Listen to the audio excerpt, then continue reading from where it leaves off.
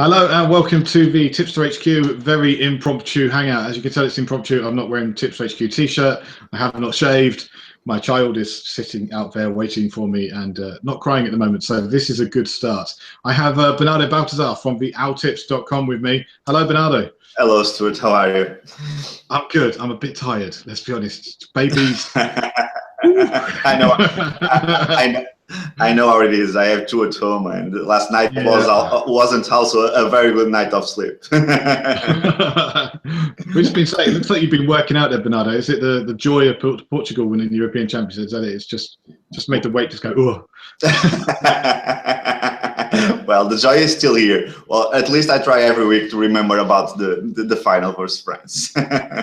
I try to forget personally, but hey, I had to sit through that. Oh dear me. Okay, so the main reason we're here actually is to talk about the AS Roma against FC Porto Champions League match that is being played tomorrow night. So this one's coming up quick. So I understand you've got a little bit of information for us, some idea on which way you're leaning, something like that.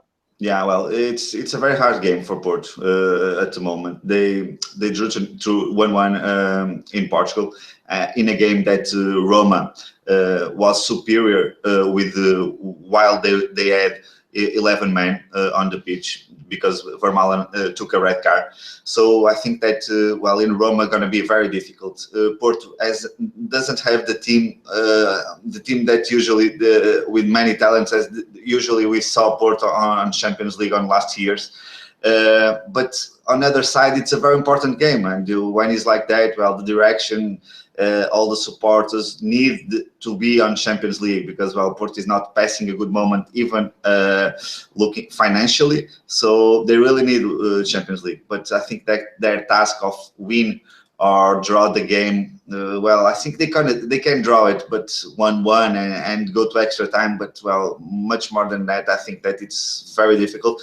And I can see many value on that right because Porto has to risk. At the moment, the line is made minus 0.75 on Roma's side. So I think it's very well made.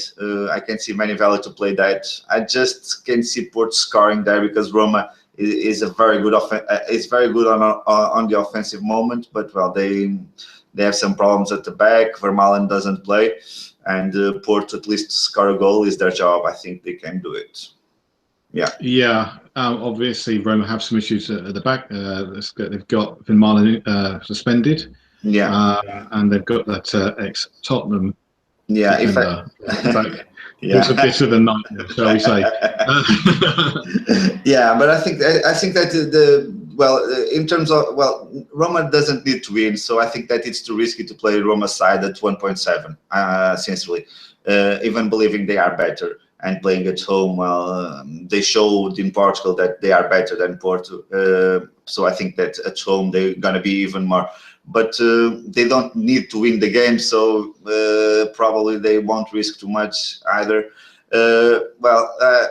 Just sincerely, the only line that I can see with some value is both teams to score. Around above 1.9, around 1.9, close to that is the only line that I like. Sincerely, I can see Porto doing much more than that.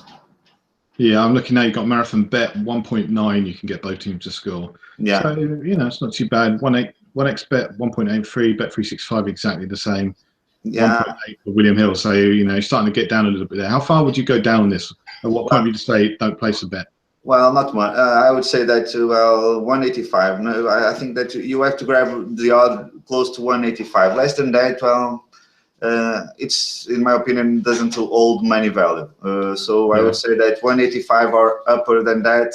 I think that Pinnacle gonna open that line too tomorrow. Usually they do on Champions League. On this qualifier, it depends. But if they open, they're gonna open a little higher. So I think that you can buy that on Pinnacle above 1.9. Okay, so it's not too bad. Have a quick chat about Porto because they're one of these sides that have been really hit by this third-party ownership thing, haven't they? Because obviously FIFA completely ruled out any third-party ownership, and Porto have had to sell a few players. They've had to let players go. What's happened? Yeah, that is the big problem. Well, Porto is not. They usually on the last 30 years they won 20 championships, and on the last 3 years they are not winning. So that is the big problem. They are not also selling players. For example, we have Porto has a big problem, which is Brahimi. That the press say that Arsenal is interested on him. I doubt a little bit, but they put the new coach Nuno Espírito Santo put him training aside of the team. Brahimi and the Boubacar, both players. Boubacar probably will be loaned to Besiktas, but Porto need to sell it. Porto need to make some incoming, like 20 million transfer or something like that, because and if they don't get in on Champions League, I think that Benfica and Sporting at the moment are very strong, and Porto will have many difficulties to start winning again on Portugal on the next 5 or 10 years. Okay, Brahimi, I've heard about potential move to the UK, but it wasn't Arsenal. I'm thinking Crystal Palace, maybe Crystal Palace, West Brom, someone around that kind of level. Okay, no. The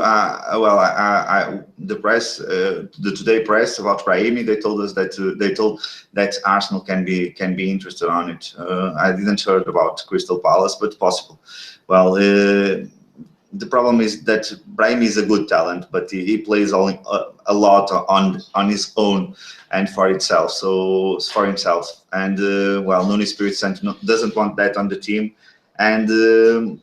Porto doesn't hold all the shares of all the shares. I think that Porto just have 50% of the share. So even if they sold them by 20 millions, just 10 millions is not enough for what Porto need to cash till 31 of August. So I've lost you there very quickly. Yeah. Oh, that's not good. Yeah, and it's very important. Oh, you're back.